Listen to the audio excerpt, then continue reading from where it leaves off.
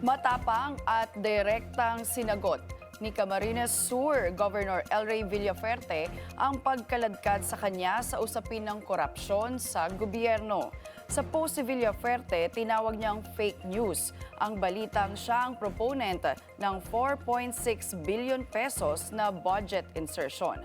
Hinamon rin niya ang mga ito na maglabas ng matibay na ebidensya. At bagamat hindi pa anya validated ang DPWH leaked documents, git ng gobernador, wala pang 1 bilyong piso ang naka-item sa kanilang distrito, na hamak anyang mas mababa kumpara sa ibang lugar.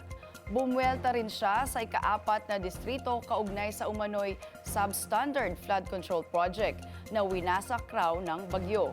Babala pa niya sa mga tinawag niyang bandido ng Kamsur na maging maingat sa pagpapakalat ng fake news lalo't hindi anya sila apektado sa mga akusasyon.